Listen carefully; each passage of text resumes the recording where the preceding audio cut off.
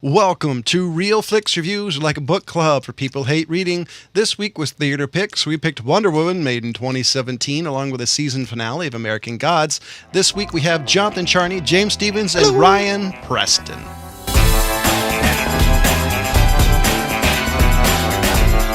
Here's a description for Wonder Woman, made in 2017.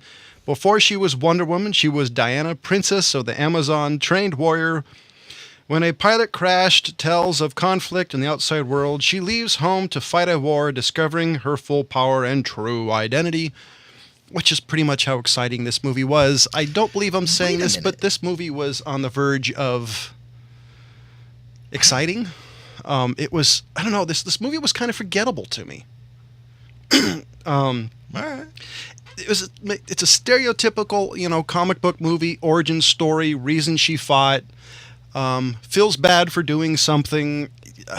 I'll give it a 3 to 5 because I'm glad to see a Wonder Woman movie that didn't make Wonder Woman look like danger-prone Daphne. But overall, I'm not really impressed. Chris, She still was kind of danger-prone Daphne to me. A little bit, but not as bad as some heroines have been in the past. All right, okay, I'll give you that. I kind of got to go with you on this one. I'm really only giving this a 3.5. There just wasn't enough dead Nazis for me, and you need to the watch lack Dead of Snow then. decapitated heads. I mean, come on. I mean, they did this in 2009 as an animated film. It was fantastic. She was pretty much bloodthirsty, and it was amazing. But the difference though, this is a movie that you could possibly take your little girl to, versus it was PG-13 too. I mean, they didn't have blood squirting everywhere. They just could have done the whole thing in black and white, just like a Quentin Tarantino, and still pulled off PG-13. It's harder to explain your little girl why Wonder Woman just decapitated somebody. They needed a circumcision. What? Yes, I said that. That's a rough way to get just a circumcision. Ryan? He's trying not to die over there. I was just like, oh, Jesus Christ, there we go. At least you know who's to call for delivery. Here we go. No, look, I mean, this movie was a very, very solid movie. 4.5 for me. I mean, it was the best of the DC universe so far. I'm glad that they kind of got out of it in 2005 and they were able to put it in with the new sort of extended universe without it being just its own standalone thing. I like that she's integrated into the Justice League thing. I love that they spent so much time on the origin story. Yeah, James, They did do the animated one and they fucking cut a lot of heads off and it was badass, but that was more for us. You know what I mean? This was a more, obviously, she still killed a lot of people, man. Okay, hold on. I just want to point this out because I wasn't even like 5 minutes into this movie before I had my first issue. The kid, Diana, when she kind of like goes falling down, jumping over the roofs of that house, that was freaking not even blue screen. That was green screen effects. That was horrible. Green screen is better than blue screen. Or whatever. Anyways, it was just horribly done. And the budget they had for it, there is no excuse for that. So it already like started falling apart right then and there for me. Now, I do got to agree with you. I did enjoy the fact that they did kind of really get into the origin story of it, which was really nice. But it's one of my favorite origin stories, by the way. Really? Well, I love the whole, hears about this other world, kind of dreams about the thing, and then all of a sudden this dude who she's never seen before or any mankind at all, he falls onto the beach. I mean, they obviously added a couple of things, but then just her very, very sheltered Amazon Themyscira ways, then juxtaposed with the real world, that was what I was looking forward to. Okay. Her attitude. They even actually threw in my favorite scene from the animated version when she tells the ice cream guy he should be very proud of himself. That is true. That was one of my favorite scenes. And I agree with Ryan. This is my favorite DC movie so far. Much really better. okay. It's we all forgetting Doctor Strange? I'm just throwing that out there. That's Marvel. But you're throwing clown. I mean, that's my favorite DC movie. It's DC. He said it's much better than the Ben Affleck Batman. At least she's actually known for killing people. Wait, hold on. I got to throw this out there. And yes, I am going to be defending Ben Affleck's Batman right now, so you're just going to have to shut up and bear with my thought. Hold on. No, just we have not had Ben Affleck's Batman yet. We've only had Batman versus Superman. So we don't even have his standalone movie yet.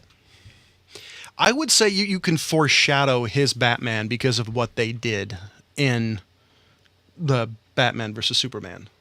Well, I think they have established in this particular. I think they've established this universe. They're definitely not going back to an origin story. No, that's not at all. for damn sure. They've realized. Okay, everybody fucking knows 80 years worth of Batman, how he became Batman. And like okay, we don't have to go over that. Worth of Superman. So it seems like they're going just straight deep into the universe, cold open. Here you go, thrown right in the middle. Right. If anything, I could see it being kind of. I think they foreshadowed it in the Batman versus Superman when Batman was captured trying to get kryptonite. I wouldn't be surprised if it goes that far in. I'd be cool if they did instead of the typical part that bothers me. Batman would never get caught. I did like this a lot better than Batman versus Superman. I thought it was well put together. That's not hard to do. There was nothing about this movie that super excited me. I loved the opening and the origin. That was my favorite part. I loved how when they came up to London, she's like, "It's so ugly," and Chris Pine's like, "It's not for everybody." So there are parts in this movie I really like. But you kind of said in the beginning that it was just kind of meh. It is all throughout for you. There was nothing that I could stand out and say it was amazing. I liked parts of the movie, but altogether, to me, it was almost a warmed-over action movie. Oh, man, I totally disagree. I thought it was incredibly well character-driven. The writing was fucking great. They held true to the canon. It was exciting scene to scene. There was fun things scene to scene. The chemistry that Gal Gadot had with Chris Pine, fucking perfect. There was nothing wrong with this movie aside from maybe the overuse of CGI, even though I really liked, what's his name, Ares pulling together the fucking armor at the end. Yeah, that was a nice touch. The overuse of CGI, that's really about all you can fault this thing for. Honestly, when it comes to a superhero movie, I think that's the least of its issues because obviously they're going to have to use CGI for some things because it's just not possible to do practical effects for certain things. Of course, and my point is the low bar at this point is got to be The Hobbit, right? Oh, hell yeah. Talk about taste, the Technicolor rainbow. Really? I actually gotta agree with Ryan on the fact that throughout, I think this is a very well story-driven film. As far as I'm concerned, this is just basically who can be outdone here, DC or Marvel, and that's what we have driving Hollywood right now. Is just this competition between DC and Marvel, and I actually got to say, for me, DC's leading the charge right now. They've come back from some of the mistakes with what was it? It was the Return of Superman. Was that the really shitty one with the young? Yeah. Lex Luthor. Superman Returns. That was Superman just Returns. The worst movie. That one was. As Kevin Smith was always a fan of saying he didn't punch a single fucking person in that entire movie. Yeah, it was like 2.5 hours long, and nobody got punched in the fucking face. Yeah, and not only that, but this one's like even worse than the Richard Pryor Superman from the 80s. Was that Quest for Peace or was that 3? I think that was the one with the robot. I think that was Quest for Peace, right? Yeah, it was the one with the robot. I don't know. Anyways, if you guys aren't out there and you haven't watched it, go ahead and watch it, and then watch Return of Superman, and tell me which one is worse. Superman Returns, and I don't give a crap. If anything, watch the Richard Pryor one just to see him as a computer genius. Yeah. Now the only two things that really bothered me about this film is, like I said, in the opening sequence when the little kid kind of jumps and then all of a sudden it goes to blue screen, and it just looked horrible. And as far as I'm concerned, there's no excuse for that with the budget you guys had.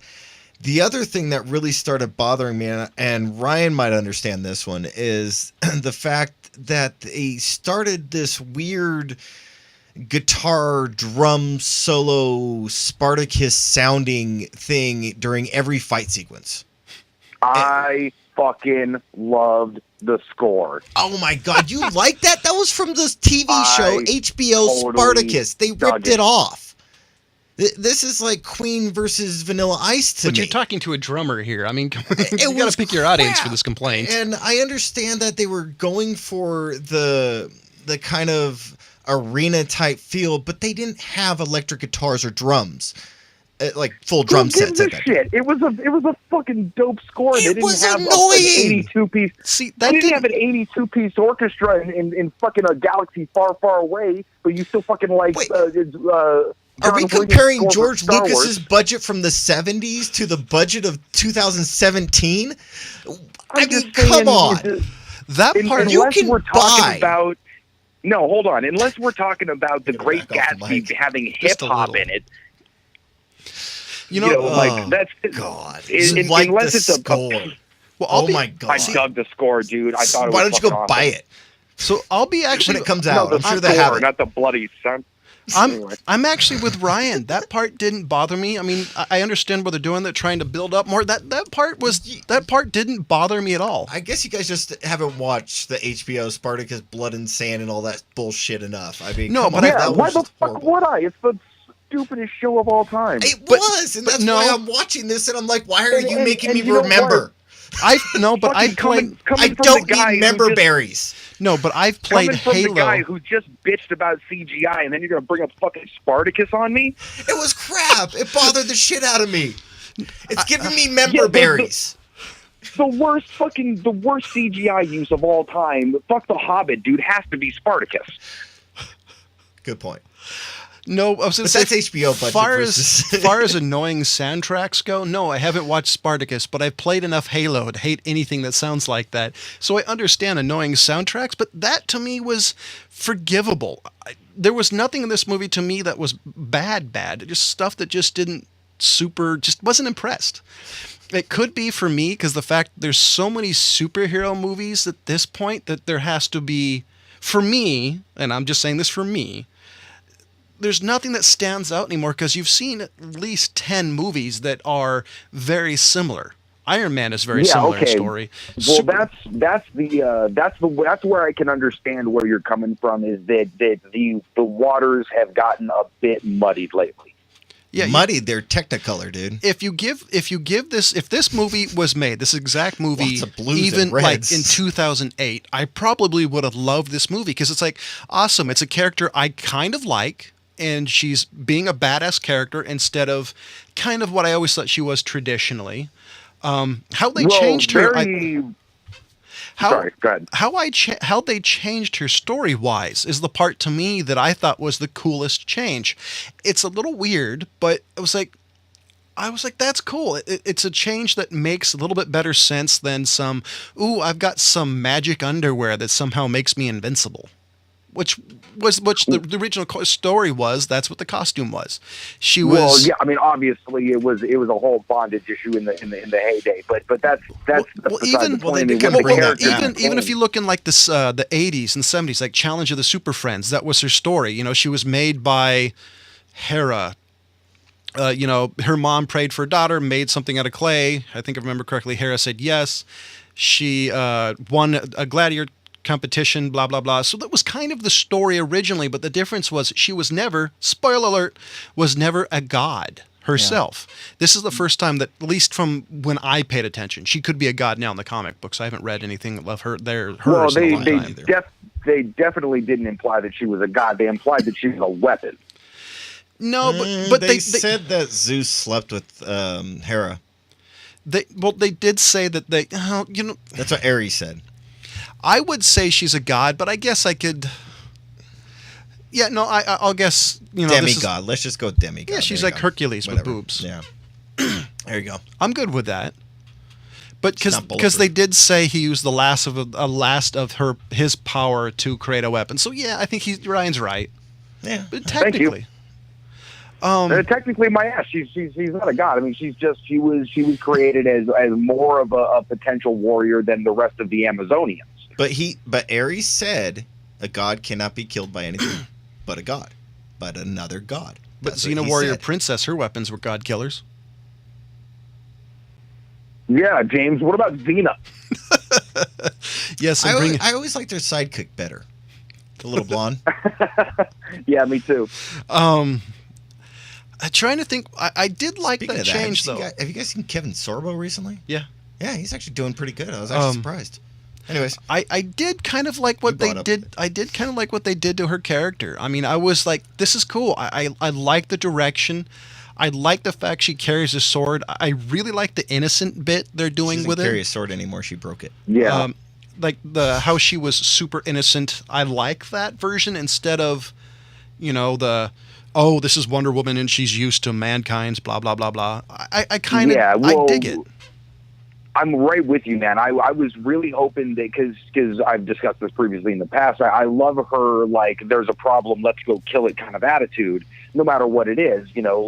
Well, that's when she complimented in the cartoon when she complimented the guy on having amazing ice cream, she did it pointing a sword at him. yeah. It's like it's an extension of her hand. It's her gesticulating with a sword. But I love that they added that. They kept that same attitude, that naive, let's go charge into battle moment. Yeah. And of course she would have a sword with her wearing a dress. Of course she would. Yeah. I like that. Why would I not have my sword with me? And I liked Danny Hudson. He played was it Ludendorff? He was the bad guy with the gas. He was an X-Men's origin. He plays a pretty good bad guy. I wouldn't say he was evil, but he was definitely a son of a bitch, which I like him as.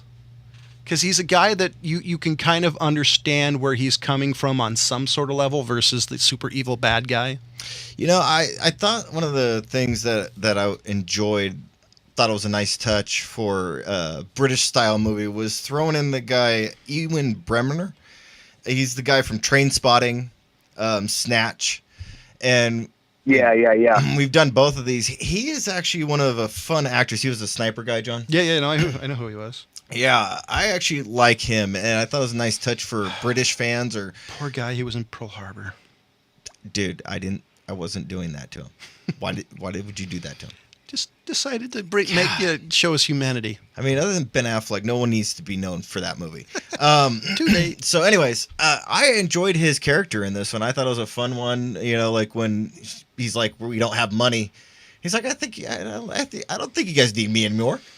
So I thought it was a nice touch. I'm still gonna give this movie a 3 out of 5. I really like the cast. Chris Pine, I don't know. I mean, forget him or not. I mean, I don't think his character was important in the story. For him, he wasn't a standout role. 3 out of 5. You really don't think he was important to the story? That was like her first love I guess interest. I meant him, the actor itself, versus the character. You think he could be done by someone else? Yes. Okay. Yeah. I'll agree with that.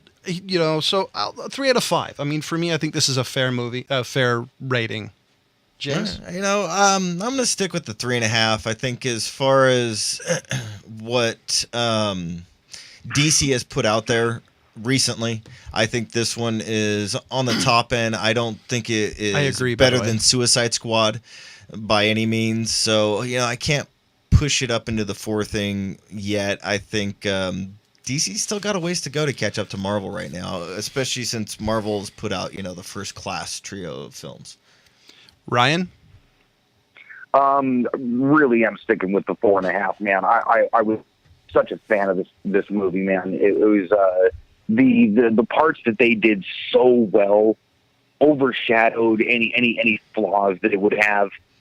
It was such a solid, fun ass movie. So, ladies and gentlemen, we do have a Facebook page. Go to facebook.com/RealFlixReviews. If you have a movie you'd love us to do, please let us know, or even a piece of movie news you'd be interested in our opinion. You can also catch us on iTunes, Podbean, Stitcher, and more. Now we'll switch over to American Gods is it season 1, episode 8? Yes, and that was the season finale. Surprisingly, Is this really am what kind of channel is this on disturbed. This is Stars, That's why. and I am really disappointed that they stopped at 8 for a first season. I think that's really not planning ahead for them. I know that there is another season. I'll tell you what, James. I was thinking about this earlier. Like that's some pretty high praise when all you can really say is like, you bastards ended it early. Yeah, that's really what I gotta say. Give me more, you sons of bitches. Like, I was so enjoying this thing, and I was like, oh no, that was the last one. I thought I had one more. Yeah, so I any thought idea how we much had this show two actually more. takes to make? Because the reason why I'm thinking it was so little is because it's probably such an expensive show to produce. That's actually a good point, because they do have a lot of graphics and makeup. Like the amount of makeup they use for Dead Wife, I mean, freaking the way they've done her is really amazing. Like, for example, there was a sci-fi TV show called Farscape. The reason yeah? they actually stopped making it because how ridiculously expensive per episode it was. So that's my guess, is they're making a limited run. Farscape wasn't that bad either. I mean, they remember Stars just got off of Black Sails. They got all the money in the world right now. Good point. And matter of fact, Stars, I know you're listening, obviously. Yeah. You definitely need to do Stars Presents Treasure Island after that one. I need your version of Treasure Island after Black Sails.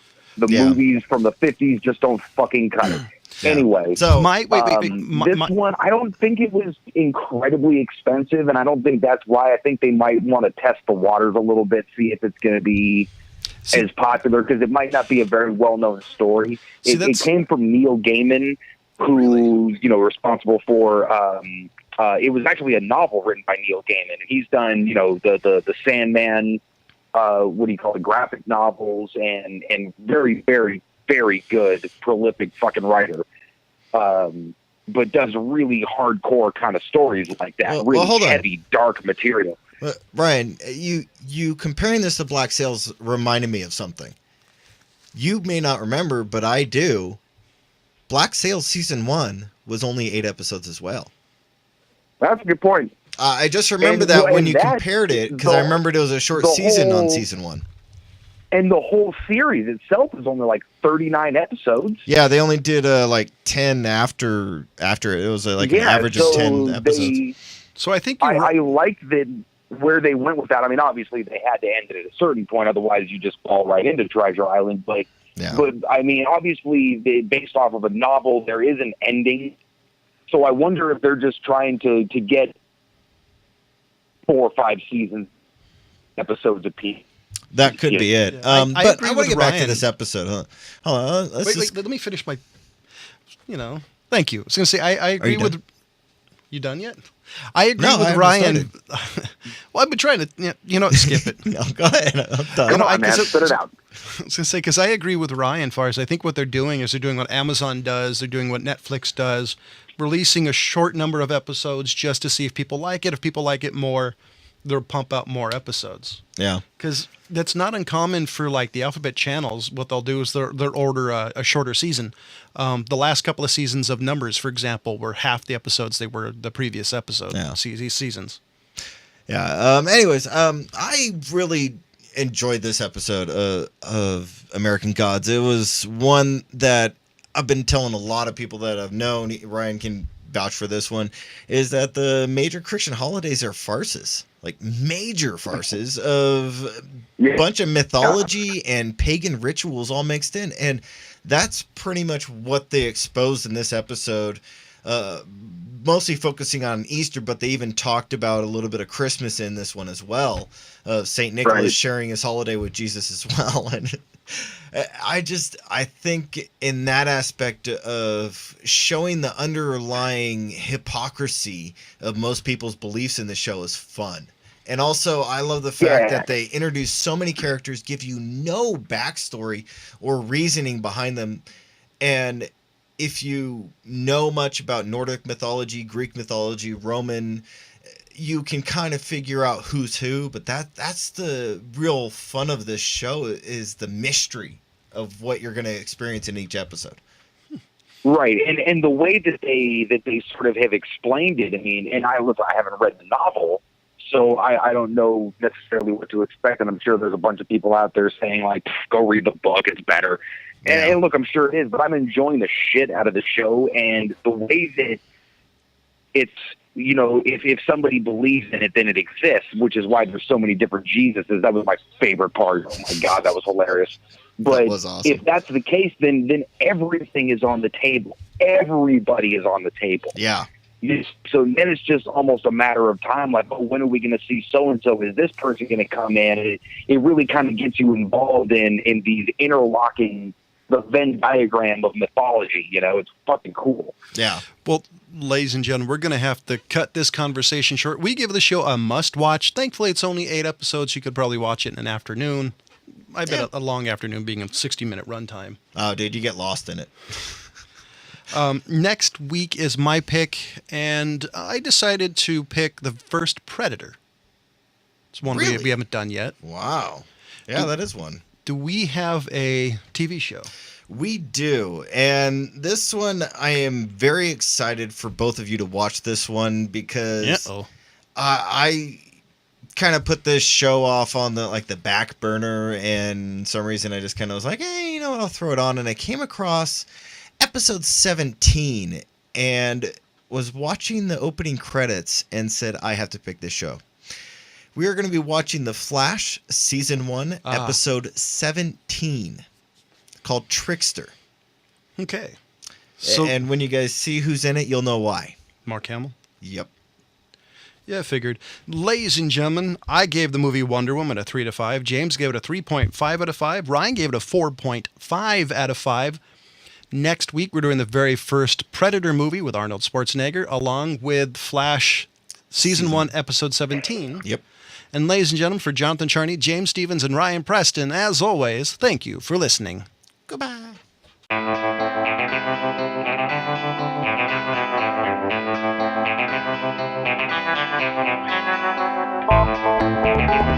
Thank you.